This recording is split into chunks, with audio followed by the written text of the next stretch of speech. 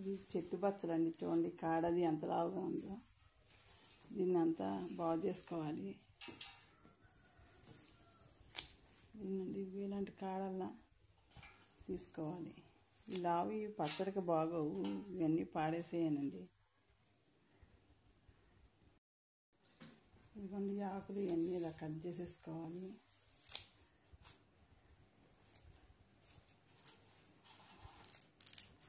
దీన్ని ఇంక ఇలా పాడేయడమేనండి. ఇది ఇట్లా కోసుకుని ఇది పాడేసేయడం. ఇంకా కొంచెం నూనె పోసుకోవాలి. ఉల్లిమిరగాయలు యాంచాలండి పచ్చడికి. బచ్చల కూర పచ్చడికి పచ్చిమిరకాయలు టేస్ట్ ఉండదు, ఎండుమిరపకాయలే టేస్ట్ ఉంటుంది. వేయించుకొని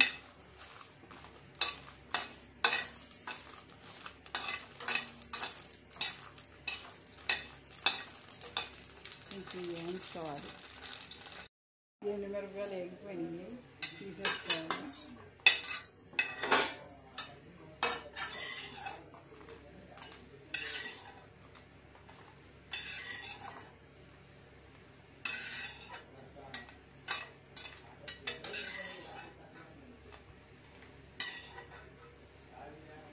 పక్కన పెట్టుకోవాలండి. తీసేసుకుని కడిగి బచ్చల కూరని ముక్కలు కోసాను, వాడేసాడు జరిగింది.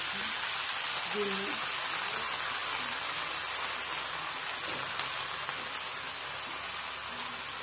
కాసేపు మగ్గనే వాడండి. మగ్గాక అప్పుడు పచ్చడి చేయాలి. ఇప్పుడు ఇంత ఉందండి బచ్చల కూర. మగ్గేసరికి అంత కొంచెం అవుతుంది చూడండి. దీన్ని అప్పుడప్పుడు ఇట్లా పైకి కిందకి తిప్పుకోవాలి.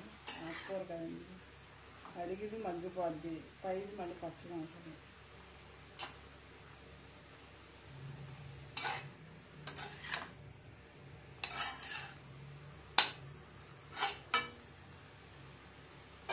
ఇంకాసేపు ఇలా మూత పెట్టేద్దాం.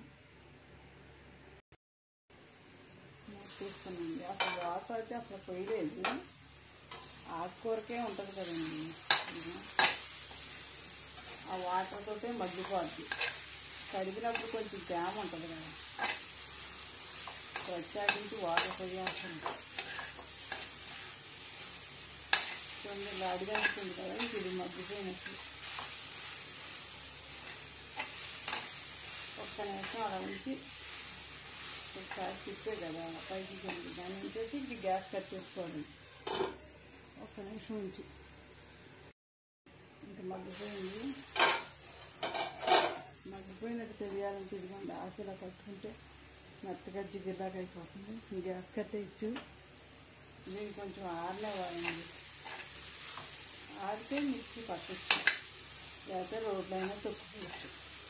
రోడ్డు పచ్చడి ఆరేగా పచ్చడి ఎలా చేయాలో చూపిస్తాను.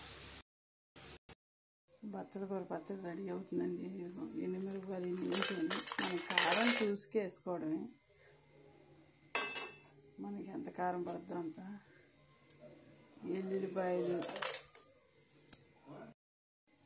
ఎల్లుల్లిపాయలండి, ఒక ఎల్లుల్లిపాయ, ధనియాలు 2 స్పూన్లు, జీలకర్ర, సాల్ట్ అండి. కొంచెం మెత్తగా మిక్సీ పట్టుకొద్దాం. కొన్ని మిక్సీ పట్టేసా, అన్నీ కలిపిందాక వేసే కదా, అన్నీ మిక్సీ పట్టండి. ఇదిగోండి బచ్చల కూర ఇందులో వేసేస్తున్నా.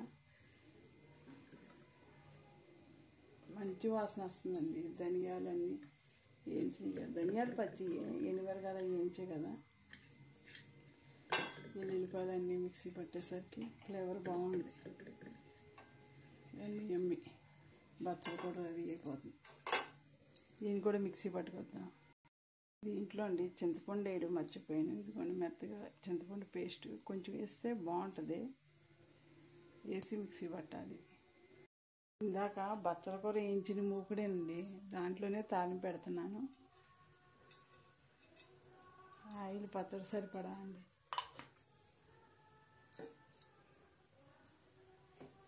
బచ్చల కూర ఇదిగోండి మిక్సీ పట్టేసా, అయిపోయింది. దీన్ని తాలింపు పెట్టడమే. బచ్చల కూర మిక్సీ పట్టేసాను, దీన్ని తాలింపు పెట్టాలి. మూకుట్లో ఆయిల్ పోసాయి కదండి, అది కాగాక తాలింపు దినుసులు వేయడమే. పోపు అండి, నూనె కాగిపోయింది. ఇదిగోండి శనగపప్పు, మినపప్పు, శనగపప్పు, జీలకర్ర, ఆవాలు, 2 ఎండుమిరపకాయలు. ఇవి ఇంక నూనెలో వేసేది. పచ్చడికి తాలింపే రుసండి, ఏ పచ్చడికైనా.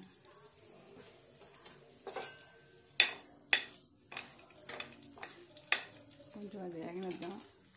దీన్ని గిన్నెలోకి తీసుకోవాలండి. మిక్సీ కప్పుడు అది స్టీల్ గిన్నెలోకి తీసుకుంటే కొంచెం తీయాలి. కరివేపాకు వేసిన అయిపోయింది. పచ్చడి తాలింపు ఎందుకంటే గిన్నెలో తీస్తే కదా ఈ పచ్చడి తాలింపులు వేసుకోవడం. దీంట్లో కొత్తిమీర ఏమి వేయకూడదండి, అట్లాగే బాగుంటుంది. ఆకుకూరలు పచ్చడి అన్నాక గ్రీన్గా ఉంటుంది. టేస్టీ పచ్చడి. గోంగూర పచ్చడి, బచ్చలకూర పచ్చడి రెడీ. ఎమ్మి బచ్చలకూర అండి, గోంగూర పచ్చడి వచ్చేస్తుంది. సారీ అండి, బచ్చలకూర ఇది.